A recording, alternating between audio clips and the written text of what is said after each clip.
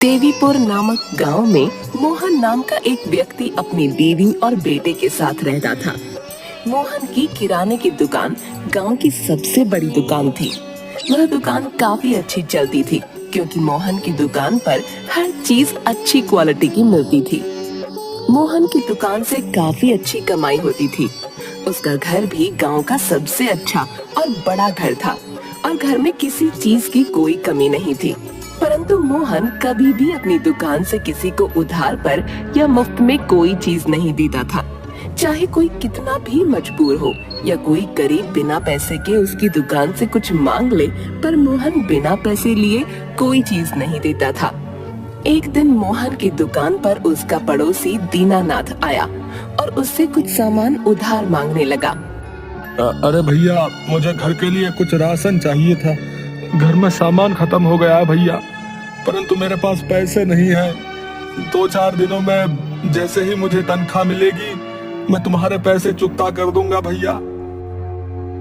देखो भाई, मेरी दुकान पर सब चीजें बहुत अच्छी क्वालिटी की मिलती हैं, परंतु मैंने एक उसूल बना रखा है कि मैं उधार नहीं देता, समझे? अरे भाई, मैं तो तुम्हारा पड़ोसी हूँ, क्या तुम मुझे भी उधार नहीं दोगे? तुम जानते हो कि मैं 2-4 दिन में तुम्हारे पैसे लौटा दूंगा भाई। दीनानाथ के बहुत कहने पर भी मोहन उसे उधार नहीं देता। देखो भाई, उधार के लिए मुझे माफ करो। जब तुम्हारे पास पैसे आ जाएं, तब आकर सामान ले जाना, ठीक है? गांव के लोग उसकी इस आदत से बहुत परेशान थे। ये जानकर भी लोगों को उधार नहीं देता। एक दिन गांव के एक बुजुर्ग मोहन को समझाते हैं।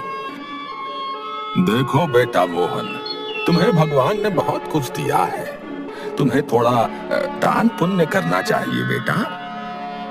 यदि तुम बड़े बड़े दान नहीं कर सकते तो कम से कम अपनी दुकान पर आने वाले ग्राहकों को उधार पर सामान देकर ही मदद कर दो। वे लोग तुम्हें दुआएं देंगे बेटा। मोहन सबकी बातें सुनता, परंतु वह अपने उसूल को नहीं तोड़ता। सारा गांव उसकी इस आदत को जानता था। वहीं दूसरी ओर गांव के दूसरे छोर पर एक धर्मशाला थी। धर्मशाला में दिन में कई भूखे लोग आते और उन्हें वहाँ भरपेट खाना मिलता।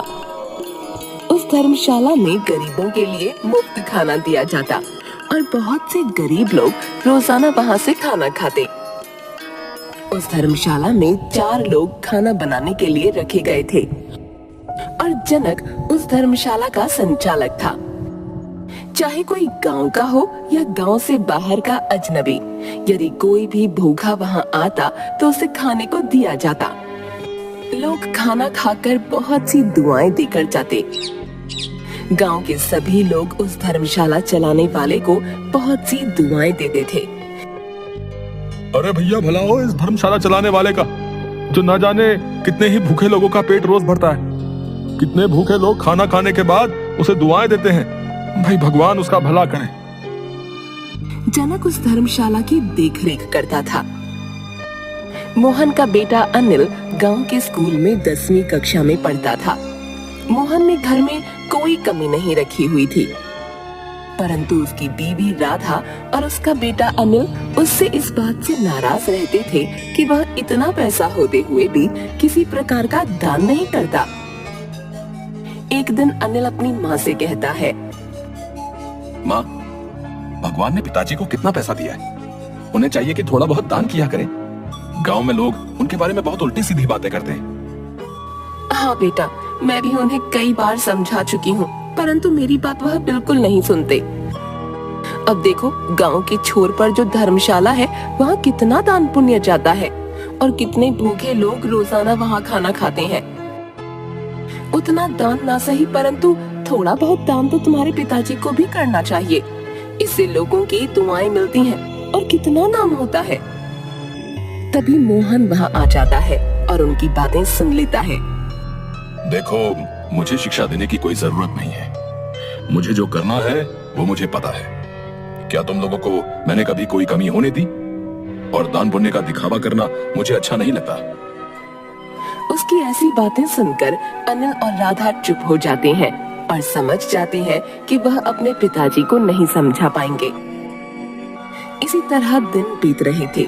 गांव की धर्मशाला खूब बढ़िया चल रही थी और बहुत से भूखे लोग वहां खाना खा रहे थे। और इस तरफ मोहन के व्यवहार में कोई फर्क नहीं आ रहा था। उसे कोई फर्क नहीं पड़ता था कि गांव के लोग उसे क्या कहते हैं। गांव के लोग उसके बारे में तरह तरह की बातें करते थे कि कितना कंजूस है भाई, हैं? भगवान को न मानने वाला आदमी है भैया। हाँ, इसके मन में कोई भी दया भाव नहीं है रे। अरे ये कभी भी बिना पैसे के किसी को कुछ नहीं देता। बताओ, भगवान न करे इस पर यदि कोई संकट आ गया तो ये किसी की दुआओं में भी नहीं आएगा। हाँ।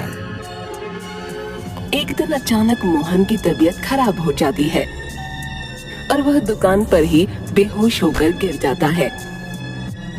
दुकान पर खड़े ग्राहक तुरंत उसे अस्पताल लेकर जाते हैं, जहां डॉक्टर उसे जांच करने के बाद बताता है कि उसे लकवा मार गया है। अब मोहन ना तो बोल सकता था और ना ही चल फिर सकता था। गांव में मोहन के बीमार होने की खबर आग की तरह फैल जाती है। सभी लोग उसके बारे में बातें करने लगते हैं। कुछ लोग कहते हैं, अरे भाई, अगर इसने कुछ दान पुण्य किया होता है तो आज किसी की दुआ भी लग जाती है कि नहीं? परंतु इसने तो कभी किसी की मदद नहीं की भैया, है? और ना ही एक पैसे की चीज किसी को मुफ्त में दी है। अब तो भगवान ही इसका मालिक है भाई। इस तरह गांव में लोग तरह तरह की बातें करते रहते। मोहन के इस तरह बीमार हो जाने के बाद दुकान पर काफी नुकसान होने लगा और गोदाम में पड़ा सामान भी खराब होने की कगार पर आ गया। मोहन कुछ बोल नहीं पा रहा था जिससे कि वह अपने बेटे को कुछ समझा पाता। वह कुछ कहना चाहता था परंतु वह लाचार था।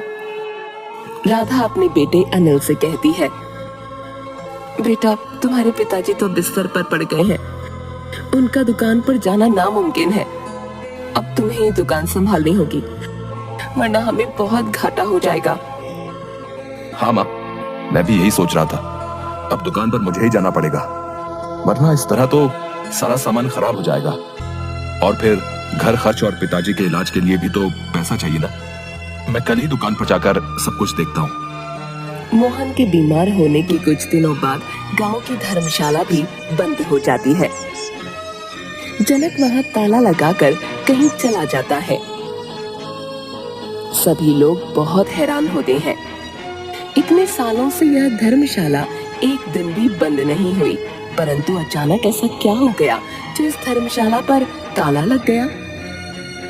गांव वाले सोच सोच कर बहुत परेशान थे, परंतु वह पूछते भी तो किससे पूछते। अब धर्मशाला पर कोई भी व्यक्ति नहीं था।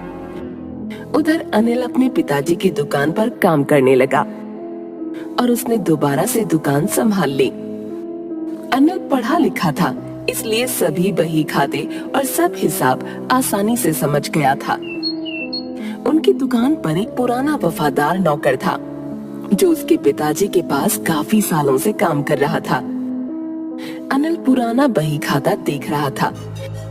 तभी उसकी नजर एक पन्ने पर पड़ी जिस पर जनक का नाम लिखा हुआ था और नीचे हिसाब में कुछ रुपयों का जोड़ तोड़ था। वह बहुत हैरानी से देखने लगा। आखिर धर्मशाला वाले जनक का पिताजी से क्या लेना देना। काफी सोचने के बाद भी उसे कुछ समझ नहीं आया। आखिरकार उसने उस पुराने वफादार नौकर को बुलाया और उससे पूछा, अब क्या आप जानते हैं कि पिताजी धर्मशाला बनाने वाले जनक को हर महीने इतने पैसे क्यों भेजते थे? नौकर चुपचाप सर झुकाए खड़ा रहा और कुछ नहीं बोला। अनिल के दोबारा जोर देने पर उसने बताया, बेटा, मैं तुम्हारे पिताजी के साथ बहुत सालों से काम कर रहा हूँ। वो एक बहुत ही अच्छे इंसान है। वो काम करने वाले सभी नौकरों को अच्छी खासी तनख्वाह देते थे और जरूरत पड़ने पर मदद भी करते थे, परंतु वो नहीं चाहते थे कि उनकी मदद लोगों के सामने जाहिर हो। तुम्हें जानकर हैरानी होगी कि धर्मशाला में जितने भी लोग खाना खाते थे वो सब भी तुम्हारे पिताजी ही करते थे। गांव वाले न जाने उनके बारे में कितनी बुरी बुरी बातें करते रहे, परंतु उन्होंने कभी भी अपनी इस अच्छाई को लोगों के सामने जाहिर नहीं किया। वो कहते थे कि इंसान अच्छा काम करे परंतु उसका ढिंडोरा ना मचाए। नौकर के मुंह से ये बातें सुनकर अनिल के पैरों तले जमीन खिसक गई। वो मन ही मन बहुत पछताने लगा।